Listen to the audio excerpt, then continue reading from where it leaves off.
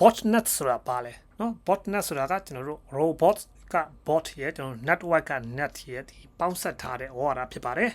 ကျွန်တော် hacker တွေထိန်းချုပ်ထားတဲ့ဘိုင်းရဲ့ကူးဆက်ခံထားရတဲ့ကွန်ပျူတာဒါမှမဟုတ်ရင်စမတ်ဖုန်းအုပ်စုလိုက်ကြီးကိုကျွန်တော်တို့က botnet လို့ခေါ်တာဖြစ်ပါတယ်ရိုးရှင်းပြောရလို့ရှိရင်ကျွန်တော်တို့ဒါဒီ cyber လောကရဲ့နော်တိုင်းအုပ်စုကြီးနဲ့တွားတူတယ်နော် hacker တွေကဘိုင်းရက်တွေကိုအသုံးပြုပြီးတော့ပုံမှန် user တွေနော်တာမန်လူတွေရဲ့ကွန်ပျူတာဒါမှမဟုတ်ဖုန်းတွေကိုခိုးယူကူးဆက်ပြီးတော့အဲ့ဒီဖုန်းတွေကိုကွန်ပျူတာတွေကိုအမိန့်ပေးချက် instruction တွေလိုက်နာဖို့အတွက်စက်ရုပ်များအဖြစ်နော်စက်ရုပ်တွေအဖြစ်ကိုပြောင်းလဲပေးလိုက်တယ်နော်ဒီကူးဆက်ခံထားရတဲ့စက်ပစ္စည်းတစ်ခုချင်းစီကိုနော် zombie ပုံစံဒါမှမဟုတ် bot လို့ခေါ်ပြီးတော့ဒီ zombie တွေ bot တွေအားလုံးပေါင်းဆက်ထားတဲ့ဒီကွန်ရက်ကြီးကို botnet လို့ခေါ်တာဖြစ်ပါတယ်နော်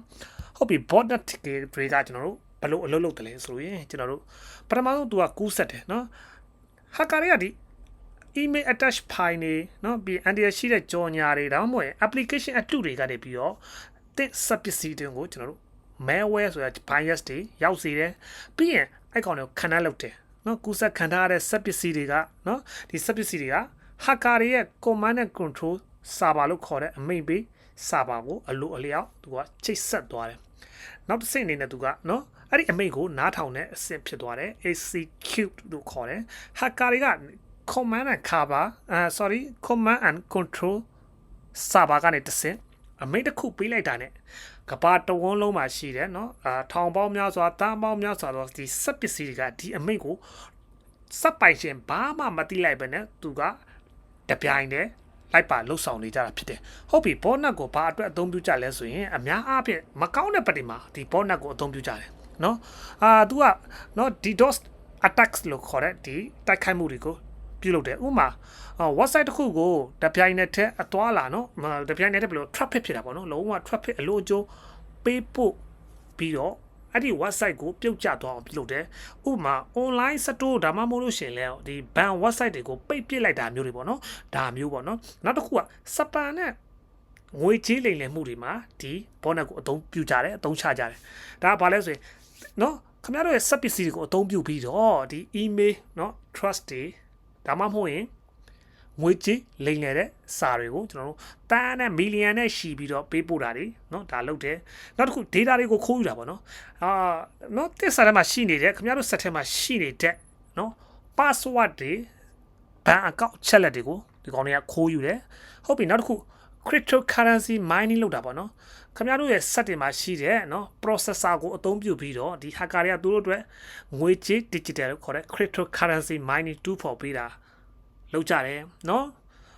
ဟုတ်ပြီခင်ဗျားတို့ရဲ့ set တွေ botnet ထဲမှာပါပြီလားဆိုတာเนาะပါဝင်နေပြီလားဆိုတာကျွန်တော်စစ်ဆေးမယ်ဆိုလို့ရှိရင်เนาะ set ပစ္စည်းကတာမန်ထက်เนาะပုံမနှေးကွေးလာတာတို့ကြက်တဲလာတာတို့ဒါမျိုးတွေဖြစ်လာပြီးရင်ကျွန်တော်ဘက်ထရီပုံမှန်မဟုတ်ဘဲမြန်ကုန်တာတို့เนาะကျွန်တော်တို့ဖုန်းတွေမှာဆိုရင်เนาะဒါမျိုးချက်လက်တွေပြီးရင်ကိုမပို့တဲ့ email တွေကเนาะကိုယ့်ရဲ့ sent file ထဲမှာပေါ်နေတာတွေเนาะပြီးရင် internet data ကပုံမှန်ထက်ပိုပြီးသုံးစွဲတာတွေရှိလားဆိုတာကိုဒါကျွန်တော်တို့စစ်ဆေးကြည့်ပါဒါမျိုးတွေရှိနေပြီဆိုရင်တော့အနေနဲ့အများเนาะခင်ဗျားရဲ့ set တွေကဒီ botnet ထဲမှာပါဝင်နေဖို့ကเนาะရာခိုင်နှုန်းများပါတယ်ဟုတ်ပြီဒီ botnet ထဲမပါရအောင်ကျွန်တော်တို့ဘယ်လိုကာကွယ်မလဲဆိုရင်ပထမဆုံးအနေနဲ့เนาะ antivirus ကာကွယ်ရေး software တွေနဲ့ကျွန်တော်တို့ firewall တွေကိုအများအားဖွင့်ထားပါနောက်တစ်ခုမသိတဲ့ email link တွေပူးတွဲ file တွေဆိုပူးတွဲ file ဆို attach file တွေကိုမဖွင့်ပါနဲ့เนาะ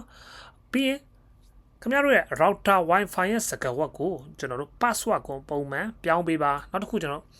operating system เนาะ Windows Android iOS เนาะစသည်ကိုကျွန်တော်အမြဲတမ်း update နောက်ဆုံးထွက် version မှာပဲထားပါเนาะအနှစ်ချုပ်အနေနဲ့ကတော့ကျွန်တော်ဒီ botnet က hacker တွေရဲ့เนาะသူ့ရဲ့လုံးဝလက်နက်ကြီးတစ်ခုဖြစ်တယ်ဒီခင်ဗျားတို့ရဲ့ set ပစ္စည်းတွေကိုခင်ဗျားတို့မသိဘဲနဲ့ခင်ဗျားเนาะအဲ့ဒီလက်နက်တွေကเนาะခင်ဗျားတို့မသိဘဲနဲ့သူတို့ရဲ့ hacker တွေရဲ့လက်နက်တွေကတစ်စိတ်တစ်ပိုင်းဖြစ်နေနိုင်ပါတယ်ဒါကြောင့်ကိုယ့်ရဲ့ကိုယ်ပိုင်လုံခြုံရေးကိုအမြဲတတိပြုနိုင်ဖို့အလွန်အရေးကြီးပါတယ်